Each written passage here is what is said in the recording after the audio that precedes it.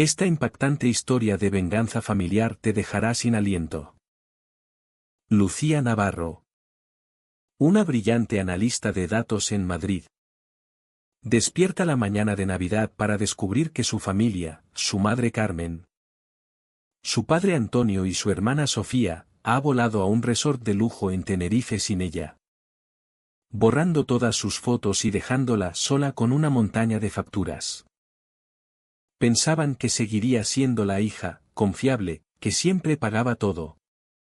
Pero no imaginaban que Lucía guardaba cada recibo, cada grabación de seguridad y un plan perfecto. Esta historia de drama familiar, traición y justicia te muestra cómo el abuso constante puede convertirse en el detonante de una transformación total.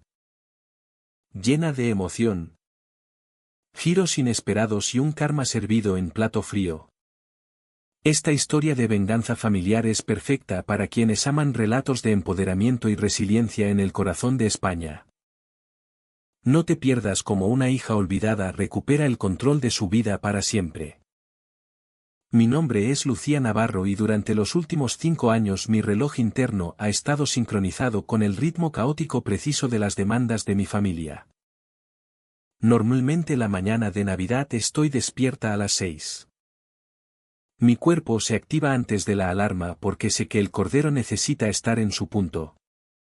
Las patatas peladas y mi madre Carmen estará gritando sobre la temperatura del horno antes de que el sol haya salido del todo. Soy analista de datos en Vision Analytics Madrid y mi vida profesional se basa en predecir resultados a partir de patrones históricos. Si la historia fuera mi base de datos, hoy debería haber sido ruidoso, estresante, lleno del entrechocar de ollas y las exigencias agudas de mi hermana pequeña Sofía. Pero cuando abrí los ojos, el silencio era tan denso que dolía. Me quedé un momento en la cama mirando el ventilador del techo que acumulaba una fina capa de polvo gris. La casa no estaba solo callada. Estaba muerta. Hay diferencia. El silencio es ausencia de ruido, la quietud es ausencia de vida. Parecía que alguien había aspirado todo el aire del pasillo. Miré el móvil. Las 8 de la mañana. 2 horas después de que el caos solía empezar. Ni llamadas perdidas. Ni mensajes frenéticos de mamá preguntando dónde estaba la fuente para el asado. Ni notificaciones de Sofía pidiendo que bajara corriendo a comprar leche de almendras porque de repente era intolerante a la lactosa. Nada. Solo la fecha en pantalla burlándose de mí con su normalidad. Me quité las mantas y saqué las piernas. El suelo estaba más frío que de costumbre. Me puse la bata. Anudé el cinturón con fuerza y salí al pasillo. Era como caminar dentro de un vacío. A esa hora el termostato solía estar a 23 grados porque papá Miguel se quejaba de que las corrientes le fastidiaban la espalda. Hoy marcaba 17. Bajé las escaleras. La mano rozando la barandilla. La madera estaba resbaladiza. Pulida. Primera señal de que algo iba mal. Mamá nunca limpiaba antes de cocinar, limpiaba después. Al llegar al rellano, el olor me golpeó. No era el aroma cálido y sabroso del cordero asado con romero y ajo. No era el dulce de las manzanas al horno con canela. Era lejía. Olía a limón químico y a aspiradora vieja. Olía a hospital o a habitación de hotel recién preparada para el siguiente huésped. Mi corazón empezó a latir con un ritmo lento y pesado contra las costillas. Entré en el salón y me quedé clavada. La habitación estaba impecable.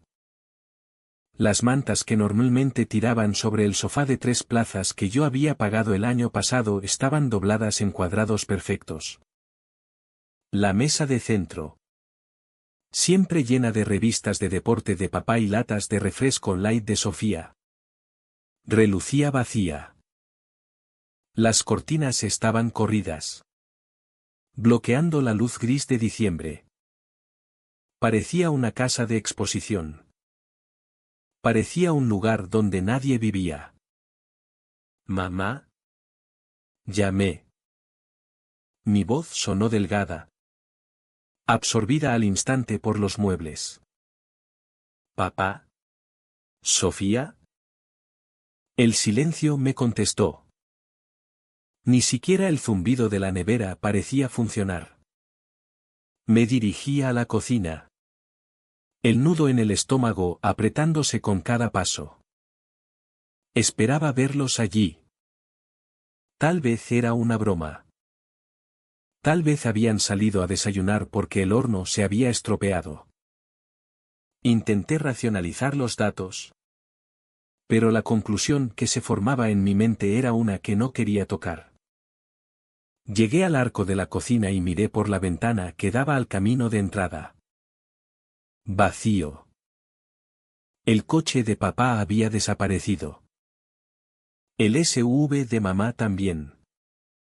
El descapotable rojo brillante de Sofía, el que yo había avalado hacía solo 6 meses, ya no estaba. El hormigón del camino estaba seco y manchado de aceite. Pero no había neumáticos sobre él. Me quedé allí mucho rato, respirando el olor químico de los productos de limpieza. Me acerqué a la isla de la cocina. El granito estaba frío bajo mis dedos. Lo habían quitado todo, la tostadora, la batidora, el correo que normalmente se acumulaba en la cesta de mimbre. Todo guardado o desaparecido. Entonces lo vi. Bajo un pequeño imán con forma de estrella de Navidad kitsch. Una sola hoja de papel rayado de bloc. Se movió ligeramente cuando la calefacción por fin se encendió con un traqueteo. La saqué. La letra era de mamá, redonda, frenética y engañosamente alegre. Lucía. Papá. Yo y Sofía nos fuimos a Tenerife. Un viaje familiar. Sabemos que te da miedo volar. Así que pensamos que era mejor que te quedaras. Volvemos en 10 días. Mamá. Leí la nota una vez. Luego otra. Y una tercera. Dejando que las palabras se disolvieran en mi lengua como veneno. Un viaje familiar. La frase flotaba en el aire. Pesada y asfixiante. Un viaje familiar. La implicación era clara. Más clara que cualquier discusión que hubiéramos tenido jamás. Si esto era un viaje familiar y yo estaba aquí en la cocina fría aferrada a un papel, entonces yo no era familia. Y luego la excusa, sabemos que te da miedo volar. Solté una risa corta y seca que no tenía nada de humor. Nunca me había dado miedo volar. A los 22 años había planeado un viaje en solitario a Europa para celebrar mi graduación. Mamá lloró una semana entera diciendo que necesitaba ayuda con la casa. Que no podía manejar sola la medicación para la tensión de papá y las facturas sin mí. Cancelé los billetes. Perdí 500 euros. Les dije que estaba decepcionada. En algún momento ellos habían convertido aquel sacrificio en una fobia. Habían reescrito mi historia para que su crueldad les resultara cómoda. No me habían dejado atrás porque tuviera miedo. Me habían dejado atrás porque no me querían allí. Me di la vuelta y fui a la nevera. Necesitaba un vaso de agua. Tenía la boca llena de algodón. Tiré del asa de la nevera de acero inoxidable doble puerta, otro electrodoméstico que compré cuando la vieja se estropeó hace 2 años. Dentro. Los estantes estaban blancos y desnudos bajo la luz LED fría. Lo habían vaciado. No había leche. Ni huevos. Ni marisco para la cena. Ni turrón. Solo media botella de mostaza. Un bote de pepinillos y una caja de bicarbonato.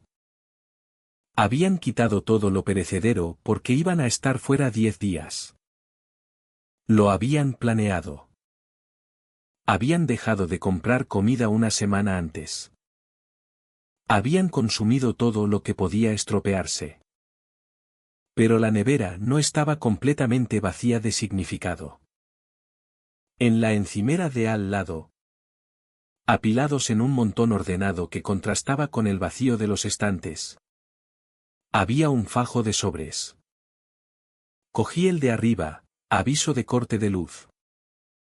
El segundo, aviso final de agua. El tercero, recibo del IBI.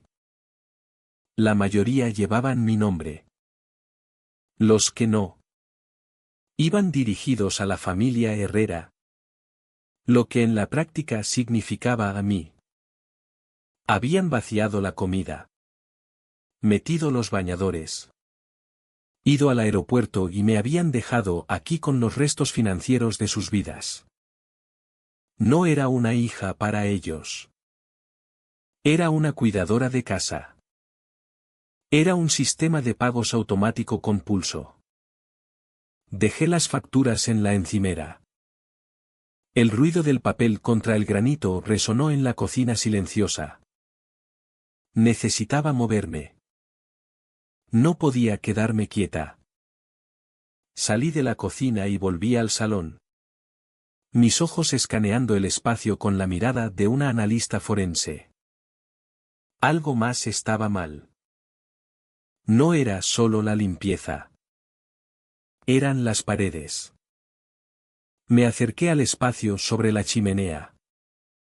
Normalmente había un gran marco collage con fotos de varias navidades y cumpleaños. Había desaparecido. En su lugar, un cuadro genérico de paisaje que reconocí del trastero del sótano. Fui al pasillo que llevaba a los dormitorios. La pared de fotos que mamá había organizado con orgullo obsesivo parecía diferente. Me acerqué, entrecerrando los ojos en la luz tenue. La foto de mi graduación universitaria había desaparecido. El clavo seguía allí, proyectando una sombra diminuta. Pero el marco no. La foto de nosotros en Portaventura cuando yo tenía 12 años. Donde sujetaba la mano de Sofía porque le daban miedo los personajes. Había desaparecido. El retrato profesional que nos hicimos hace 3 años. Donde yo estaba en la fila de atrás con un vestido azul. También. Habían reordenado las fotos restantes. Había un gran retrato de Sofía ganando su concurso regional de baile. Una foto de mis padres en su crucero de aniversario de bodas de plata, viaje que yo pagué. Un selfie de los 3 en una barbacoa el verano pasado. Sonriendo con los brazos alrededor del otro. No solo me habían dejado atrás. Me estaban borrando. Recorrí habitación por habitación. Revisando cada pared. Cada estantería. Era quirúrgico. Cualquier foto donde yo era el centro había sido retirada. Cualquier foto donde aparecía en grupo había sido sustituida por una donde yo no estaba. No solo habían hecho las maletas para unas vacaciones. Habían curado su entorno para reflejar una realidad donde Lucía Navarro no existía. Me imaginé a mamá envolviendo los marcos en papel de periódico mientras yo estaba en el trabajo. Me imaginé a Sofía riendo y diciendo que la pared quedaba menos recargada así. Me imaginé a papá asintiendo. Mirando el reloj preocupado por llegar al aeropuerto a tiempo. Habían tenido que hacerlo mientras yo dormía o estaba en la oficina. Habían coordinado el equipaje. La limpieza. La eliminación de fotos y el escondite de las llaves de los coches sin que yo me diera cuenta. Había requerido precisión. Había requerido esfuerzo. Me detuve frente al espejo del pasillo. Miré mi reflejo. Piel pálida. Ojeras por las horas extra que hacía para pagar el techo bajo el que estaba. Pelo revuelto por el sueño. Parecía un fantasma. Y al parecer para ellos eso era exactamente lo que era. Una realización me invadió. Fría y sobria. Disipando los últimos restos de shock. Esto no era un error. Esto no era una decisión impulsiva tomada en medio de la emoción. No limpias una casa con lejía. Vacías una nevera y quitas fotos familiares específicas por capricho. Lo habían planeado durante meses. Quizás más. Pensé en las veces de las últimas semanas en que las conversaciones se cortaban en seco cuando yo entraba en la habitación. Pensé en cómo mamá había dejado de preguntarme por mis planes de Navidad. Dando por hecho que yo estaría allí. Pensé en la sonrisita de Sofía cuando le pregunté por qué compraba tantos bikinis nuevos en diciembre para la piscina del gimnasio. Ella había soltado una mentira tan floja que ni siquiera le importaba si me la creía. No me habían olvidado. No me habían dejado. Habían orquestado una vida sin mí. Y este viaje de 10 días a Tenerife era la prueba general. Estaban probando cómo se sentía ser la familia Navarro de 3. Sin la hija que pagaba las facturas y estropeaba la estética. Volví a la cocina. El silencio ya no me asustaba. Me aclaraba.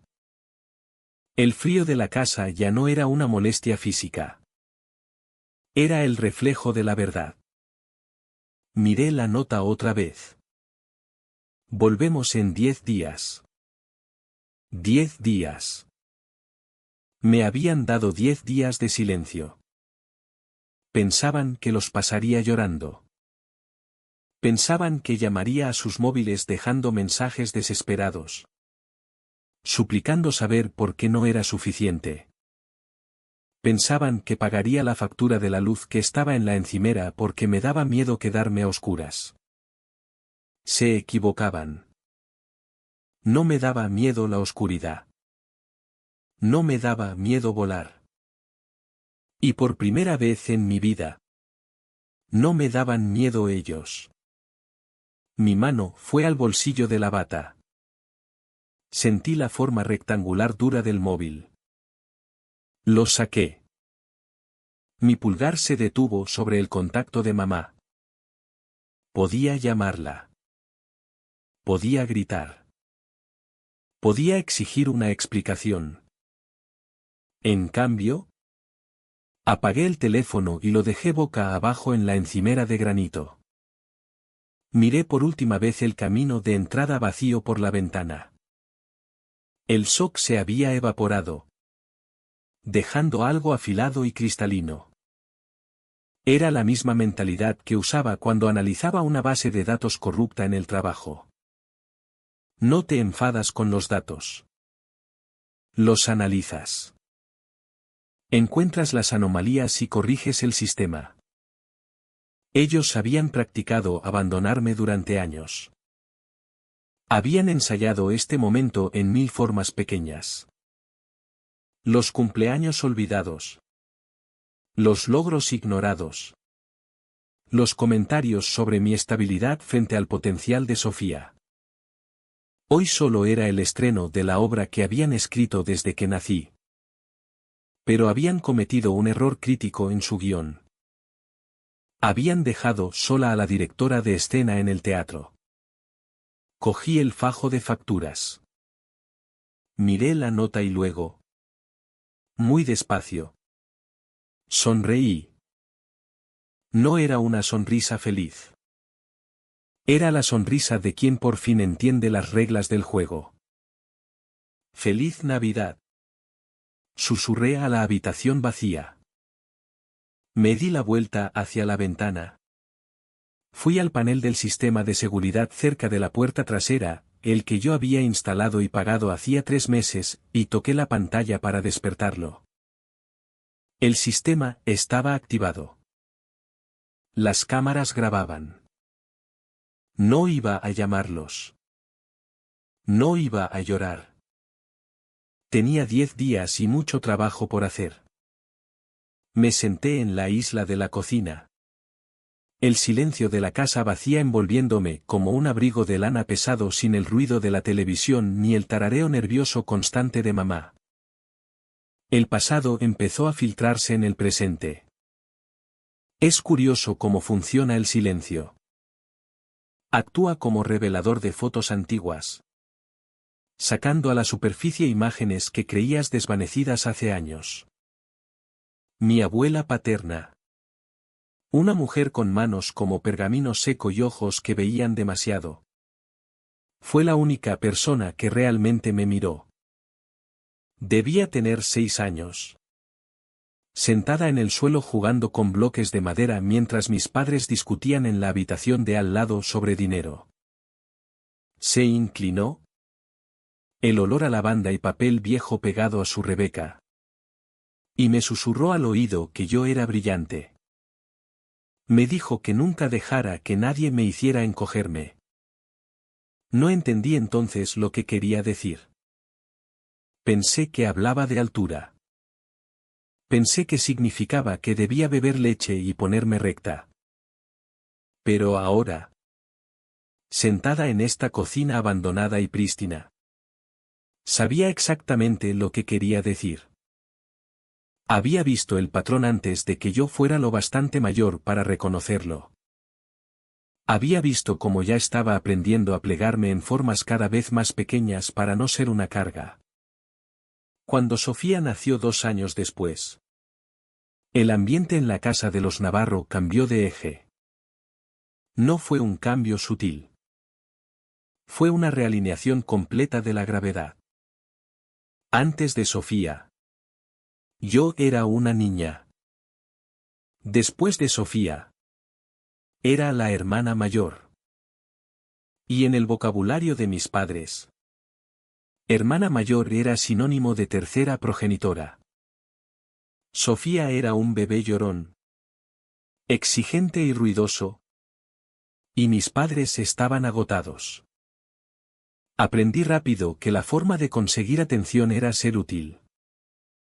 Si estaba callada, si traía los pañales, si limpiaba mis propios desastres, me recompensaban con una sonrisa distraída y una palmadita en la cabeza. Si lloraba o necesitaba algo, me recibían con un suspiro. Aprendí a cambiar mis necesidades por su aprobación. A medida que crecíamos, las etiquetas se pegaban. Papá era quien las repartía. Levantaba a Sofía en brazos cuando volvía del trabajo, llamándola su estrellita, su petardo, su niña preciosa.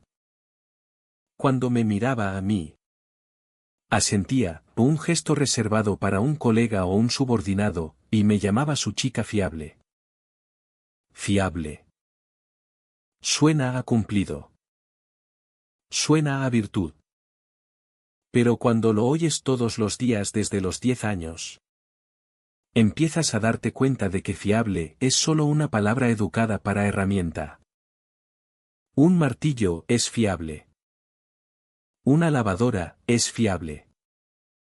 Un generador de emergencia es fiable. Pero no quieres a un generador de emergencia. Solo piensas en él cuando se va la luz. Recuerdo el día que traje un suficiente en un examen de matemáticas en segundo de ESO. Las mates siempre se me habían dado bien. Pero habíamos empezado con álgebra y me costaba los conceptos abstractos. Había estudiado. Pero el pánico me había bloqueado durante el examen. Entré en el salón con el estómago hecho un nudo y le di el papel a papá.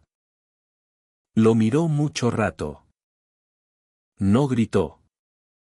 Gritar habría sido mejor. Gritar implica pasión.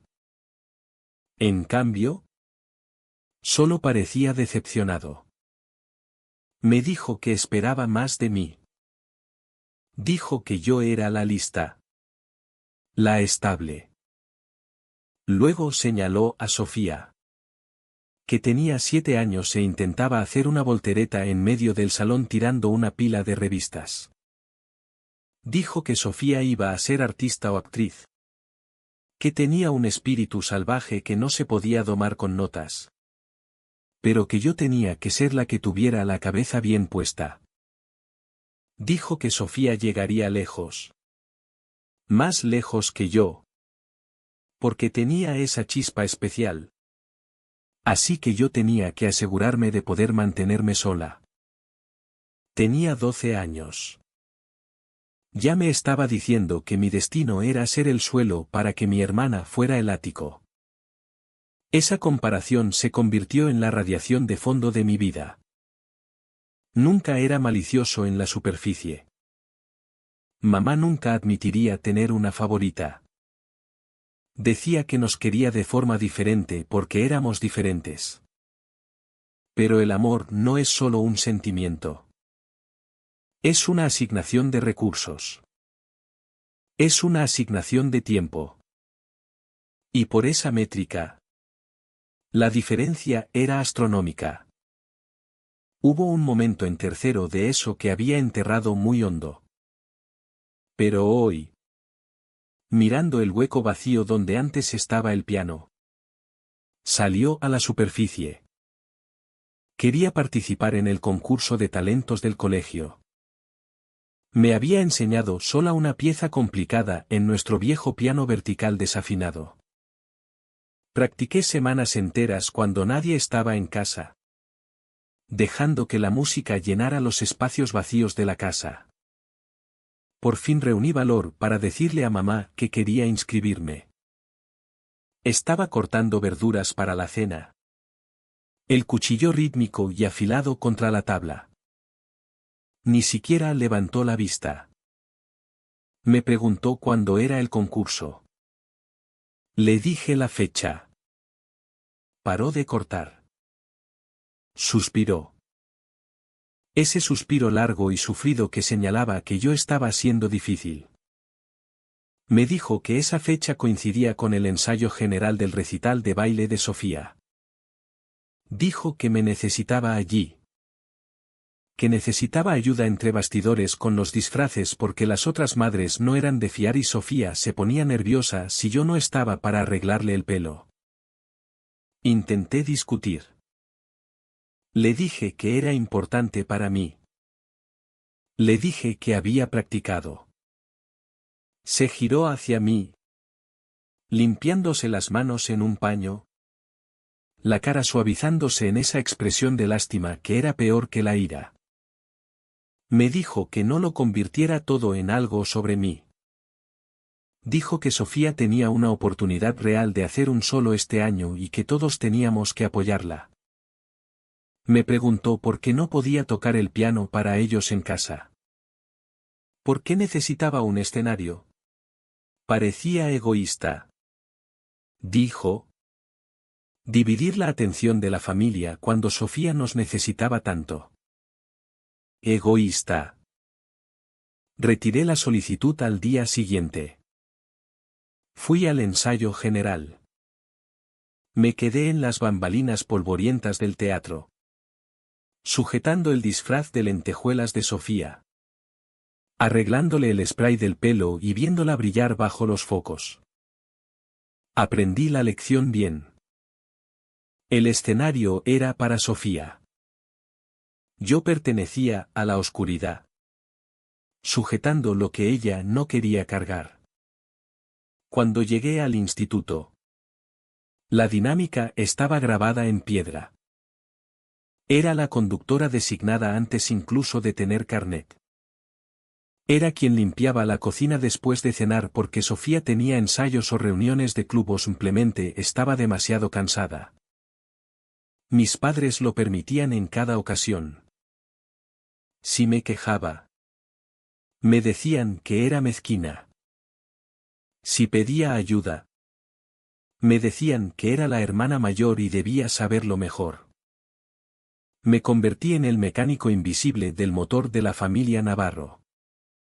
Me aseguraba de que el aceite estuviera cambiado, los engranajes engrasados y el viaje suave mientras ellos iban sentados en los asientos de atrás quejándose de las vistas. El recuerdo más doloroso, el que realmente cortó algo vital dentro de mi pecho, ocurrió cuando tenía 17 años. Era tarde y bajé a por un vaso de agua. Mis padres estaban sentados en la isla de la cocina, la misma donde ahora estaba yo, bebiendo vino y hablando en voz baja. No me oyeron acercarme. Me paré en la sombra del pasillo, la mano en el marco de la puerta. Hablaban de fondos para la universidad. No éramos ricos, pero estábamos cómodos. O eso creía. Mamá estaba preocupada por el coste de la escuela privada de artes que Sofía ya soñaba, aunque solo estaba en primero. Papá dio un sorbo al vino y le dijo que no se preocupara, que lo harían funcionar para Sofía. Luego dijo las palabras que me han resonado en la cabeza durante una década. Dijo que Sofía era especial. Dijo que era un fuego artificial y que los fuegos artificiales hay que pagarlos. Dijo que yo era diferente. Dijo que yo era estable. Dijo que yo era un sedán, fiable y funcional y que estaría bien yendo a cualquier sitio. Dijo que yo era útil y que la gente útil siempre encuentra la forma de sobrevivir. ¿Estable? ¿Funcional? Útil. Hablaba de mí como si fuera un electrodoméstico de cocina. Hablaba de mí como si no tuviera sueños, ni deseos, ni necesidad de la inversión extraordinaria que planeaban para mi hermana. Yo era el Honda Civic de las hijas, esperado para durar 300.000 kilómetros con solo un cambio de aceite, mientras Sofía era el Ferrari que necesitaba mantenimiento constante y garaje climatizado. Me retiré a la oscuridad del pasillo, dejando el vaso de agua atrás. Subí a mi habitación y me quedé mirando el techo, sintiendo las lágrimas calientes y rápidas deslizarse hacia mis orejas. Esa fue la noche en que me di cuenta de que ser buena, ser obediente y ser fiable no me había ganado su amor. Solo me había ganado su complacencia. Cuando llegó el momento de elegir universidad, la presión fue sutil pero asfixiante. Me habían aceptado en una universidad a 3 horas. Una con un programa excelente de ciencia de datos. Estaba emocionada. Quería irme. Quería empezar de cero donde nadie supiera que era la hermana fiable. Pero la campaña empezó inmediatamente. Mamá desarrolló misteriosos dolores de cabeza. Papá empezó a hablar de que el negocio iba lento y de lo caro que era la matrícula fuera de comunidad. Me sentaron y me dijeron que la familia me necesitaba cerca. Dijeron que me echarían demasiado de menos. Dijeron que la universidad pública a media hora era perfectamente buena y, más importante, ahorraría dinero a la familia. Dinero que más tarde descubrí que se destinaba directamente a los campamentos de baile de Sofía, clases de canto y finalmente su matrícula en esa cara escuela de artes en Barcelona. Me quedé. Fui a la universidad local. Viví en la residencia el primer año. Pero volvía a casa cada fin de semana a cortar el césped, hacer la compra y ayudar a mamá a organizar su vida. Sacrificé mi independencia para que ellos pudieran guardar recursos para Sofía. Cada logro que traía a casa recibía una recepción tibia. Cuando entré en la lista de honor, mamá dijo que era bonito y luego preguntó inmediatamente si podía recoger a Sofía del entrenamiento porque llovía. Cuando conseguí una beca competitiva, papá asintió y dijo que era bueno que estuviera asegurando mi futuro. Luego preguntó si podía revisar sus declaraciones de la renta porque se me daban tan bien los números. Nunca hubo celebración para Lucía. Solo alivio de que Lucía se estuviera cuidando sola para que ellos no tuvieran que hacerlo. Recuerdo el día de mi graduación. Estaba con toga y birrete, sujetando mi diploma, buscando a mi familia entre la gente. Llegaron tarde. Sofía había tenido una crisis menor con su outfit y habían esperado a que se cambiara. Se perdieron cuando llamaron mi nombre. Cuando por fin me encontraron después.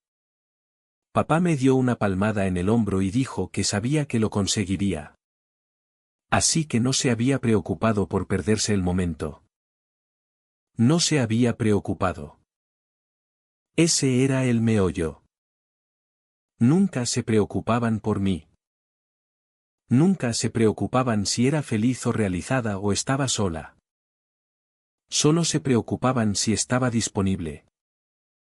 Me convertí en un fantasma en mi propia vida. Era la persona que llenaba los vasos de agua pero nunca hacía el brindis. Era la que conducía el coche pero nunca elegía el destino. Era la que pagaba la cuenta pero nunca pedía el entrante. Y lo peor era que yo lo permitía. Me creí la mentira. Creía que si daba un poco más. Si era un poco más perfecta. Un poco más útil. Un poco más indispensable. Por fin me verían. Pensaba que la fiabilidad se podía cambiar por afecto. Miré otra vez la cocina vacía. Las encimeras blancas relucían bajo las luces duras. El silencio era absoluto. Ahora me daba cuenta de que nunca había sido parte central de esta familia. No era un pilar. Los pilares son decorativos y celebrados. Yo era la fontanería. Era el cableado y las paredes. Era la infraestructura que mantenía la casa en pie. Escondida detrás del tabique. Esencial pero no reconocida hasta que algo se rompía. Y ellos acababan de arrancar el cableado. Pensaban que podían dejar la casa 10 días. Volver y que todo seguiría funcionando como siempre. Pensaban que la infraestructura esperaría en la oscuridad. Zumbando en silencio. Lista para servirles cuando accionaran el interruptor. Fui al calendario que colgaba en la pared.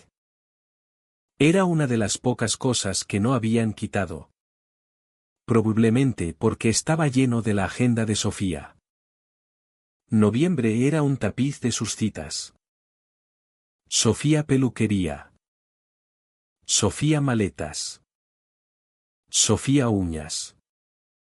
Mi nombre no aparecía por ningún lado. Pasé el dedo sobre la fecha de Navidad. Estaba en blanco. Sin cena familiar. Sin Lucía viene a casa. Solo un cuadrado vacío en un mes dedicado a mi hermana. El dolor que llevaba 20 años sentado en mi pecho. El dolor sordo de ser la buena. Por fin se abrió. Pero no sangró rojo. Sangró hielo. Había terminado de ser la infraestructura. Había terminado de ser la base estable para una casa que no me quería. Miré otra vez el fajo de facturas en la encimera. La de la luz. La del agua. El recibo del IBI que sabía. Sin mirar. Que había pagado el mes pasado desde mi cuenta personal porque papá se había quedado corto de liquidez. Cogí las facturas. Las sostuve en la mano. Sintiendo su peso. Parecían grilletes. Pero los grilletes solo funcionan si aceptas llevarlos. Fui al salón y me senté en el sofá que yo había comprado. Miré la pared vacía donde debería haber estado mi foto de graduación. Cerré los ojos y escuché la voz de mi abuela susurrando a través de las décadas.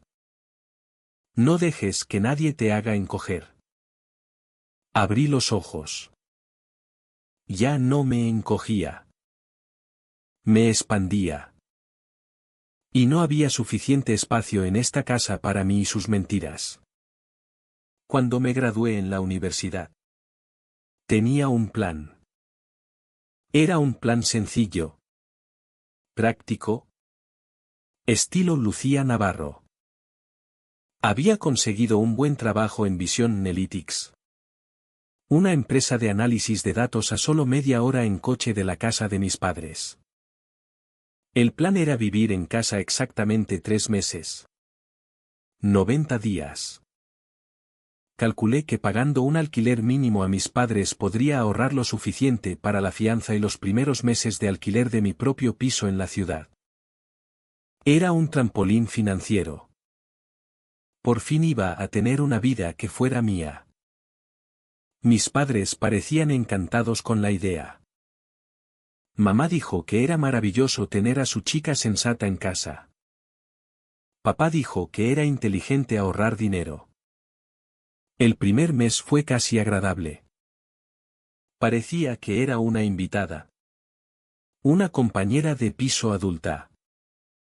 Luego la narrativa empezó a cambiar. Siempre empezaba con un suspiro.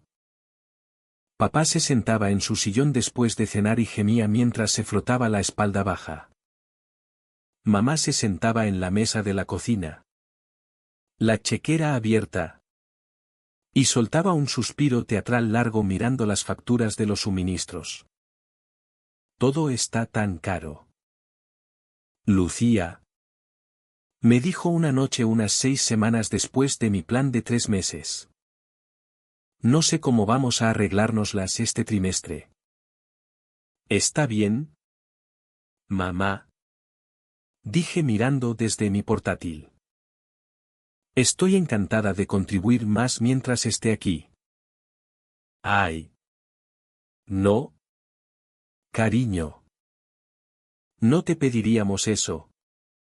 Dijo su voz chorreando falso martirio. Solo sería de gran ayuda si te quedaras un poco más. Quizás unos meses más. Solo hasta que la espalda de tu padre mejore y nos pongamos al día. Solo para ayudar a la familia. Solo para ayudar a la familia. Era la trampa de terciopelo en la que había caído toda mi vida. 3 meses se convirtieron en 6. 6 en un año. Y antes de darme cuenta, habían pasado 5 años y seguía durmiendo en mi habitación de la infancia. La de las estrellas fluorescentes descoloridas en el techo. La transición de invitada a recurso principal fue insidiosa. Ocurrió en incrementos tan pequeños que apenas los notaba hasta que me estaba ahogando. Empezó con mamá pidiéndome que bajara a comprar unas cosas al supermercado. Te lo devuelvo el viernes. Decía. El viernes nunca llegaba. Acabé haciendo toda la compra semanal. Llenando el carro con el helado favorito de papá. Los zumos orgánicos caros de Sofía y pagándolo yo misma. Era más fácil así. Luego vino el plan familiar de móvil. Lucía. Tú se te dan tan bien estas cosas. Decía mamá dándome la factura. ¿Puedes encargarte tú? Es demasiado complicado para mí. Solo dime lo que te debo. Me hice cargo del plan. Añadiendo mi línea a la suya. Le dije el total. Ella asentía. Vale. Cariño. Y el tema se olvidaba. Después del tercer mes pagando los 4 Dejé de preguntar. Las facturas de suministros siguieron. Llegaba a casa y encontraba un aviso de impago en la encimera. Mamá retorciéndose las manos diciendo que se le había olvidado transferir el dinero. El banco debía de haberse equivocado. Afirmaba. Sabiendo perfectamente que se había gastado el dinero en un vestido nuevo para Sofía. Así que configuré pagos automáticos desde mi cuenta corriente. La luz. El agua. El gas. La fibra óptica de alta velocidad que Sofía necesitaba para hacer streaming. Todo se convirtió en mi responsabilidad. Integrado en mi presupuesto mensual como si fuera la matriarca de una familia que yo no había elegido. Mi papel no era solo financiero.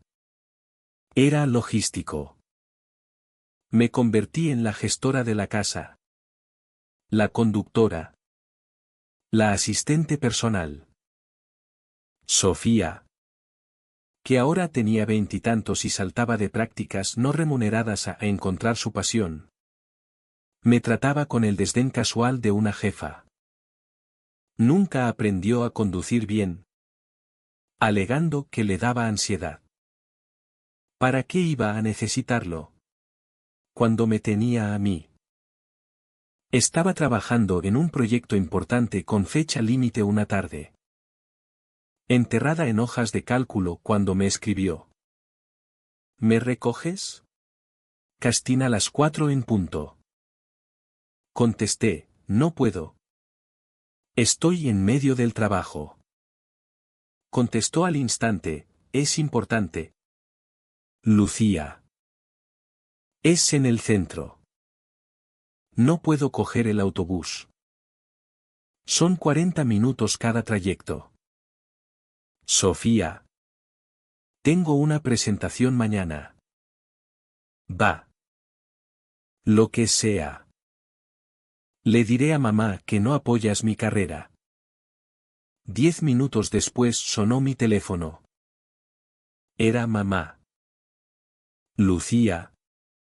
Cariño. ¿Qué es eso de que no llevas a tu hermana? ¿Sabes lo importante que es para ella? Solo para tu trabajo. No tardará tanto. Acabé haciéndolo. Pasé casi 2 horas en tráfico de hora punta con la mandíbula tan apretada que me dolió la cabeza. Todo para que Sofía pudiera hacer una audición de 3 minutos para un papel sin diálogo en un anuncio de muebles. No consiguió el papel. No me dio las gracias. Al bajarse del coche iba hablando por teléfono con una amiga. La oí reír y decir, ¡ay! Mi Uber familiar gratis me ha traído. Sí. Mi hermana. Literalmente no tiene nada más que hacer. Me quedé en el coche. Las manos agarrando el volante. Y simplemente la vi alejarse. Nada más que hacer. Yo era la analista con mejor rendimiento de mi departamento y ella me veía como una conveniencia. Hubo una mañana que me desperté con 38,5 de fiebre. La habitación daba vueltas y la garganta me dolía como si estuviera llena de cristales rotos. Llamé al trabajo diciendo que estaba enferma. El primer día de baja en más de un año. Estaba flotando en un sueño miserable y sudoroso cuando mi puerta se abrió de golpe. Era Sofía. Vestida impecable.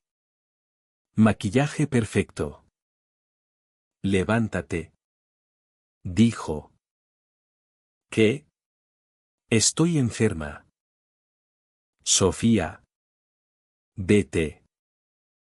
Me da igual. Tengo una reunión muy importante con un posible agente y mamá y papá ya se han ido. Tienes que llevarme. Estoy ardiendo. Apenas puedo mantenerme en pie. Protesté. Tirando de las mantas sobre la cabeza. Lucía. Deja de ser tan dramática. Espetó. Es solo un resfriado. No te estás muriendo. No pareces tan enferma. Levántate y llévame. Llegaré tarde. Mamá me llamó 5 minutos después. Cariño. Tómate un paracetamol y lleva a tu hermana. Ha trabajado tanto para esto. No la decepciones. La historia completa mantiene exactamente la misma longitud y profundidad emocional que el original. Pero 100% localizada. Natural y lista para leer en voz alta como un relato profesional de drama español. Listo para usar.